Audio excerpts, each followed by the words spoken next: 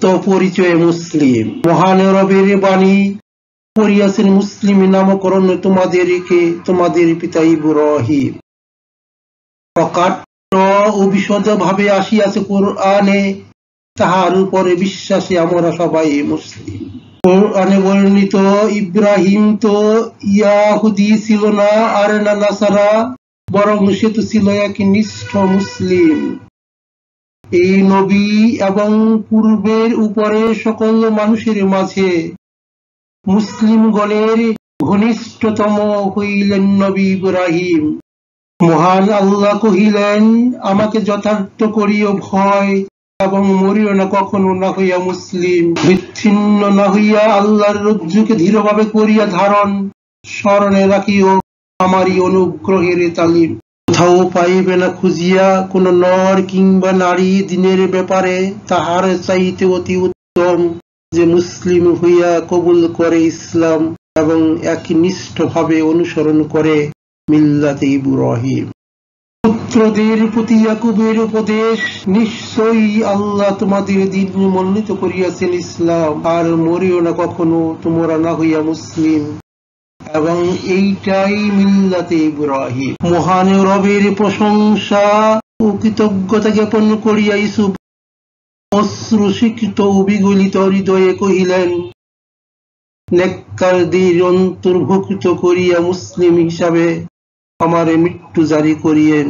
দয়াময় পরম দয়ালু আল্লাহর নামে চিঠির শুরুতে লিখিয়া রানী বিলকিসকে সুলাইমানের তালিম। অহমিকা বসে অমান্য না করিয়া আমার নিকট উপস্থিত হও, নিজেকে করিয়া মুসলিম।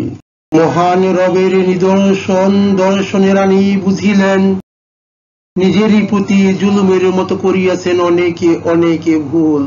জগৎ সমূহের রবের পরম করুণাতে অবশেষে তিনি মুসলিম হইয়া করিলেন ইসলাম কবুল। উপদেশ পূর্ণ কুরআনে বর্ণিত, আমাদের মাঝে তো কতক মুসলিম এবং কতক কাফির। আশায় কিংবা চরম সত্যের মুখোমুখি হইয়া কাফির উপরে আকাঙ্ক্ষা হইতে পারিত যদি মুসলিম। যেসব কাফিররা স্বার্থের অজুহাতে নানা উপায়ে করিয়াছে মানব মণ্ডলী ও বিশ্বকে বিপন্ন বিষম, সীমা লঙ্ঘন হেতু মুসলিম পরিচয়ে ইমান আনিয়াও লাভ হয়নি, ফিরাউন তাদের অন্যতম।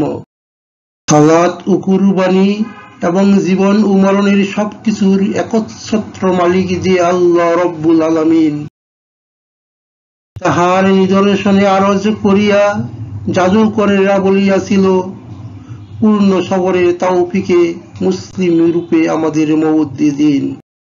অবিশ্বাস অনুভবে জিজ্ঞাসা করিয়াছিলেন মসিহ ঈসা, কাহারা হইবে আল্লাহর পথে আমার সাহায্যকারী?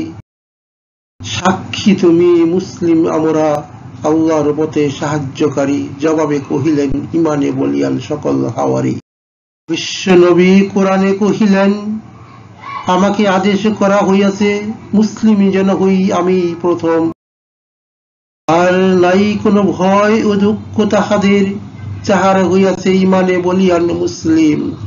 এইভাবে যুগে যুগে বাধার প্রাচীর ও সময়ের সীমানা ডিঙ্গিয়া যাহারা হইয়াছে ইব্রাহিমের উত্তরাধিকার, আল্লাহর রঙে রাঙানো দুনিয়ায় তাহারাই ইমানি বন্ধনে নিজেদের করিতে পারিয়াছে এক পরিবার।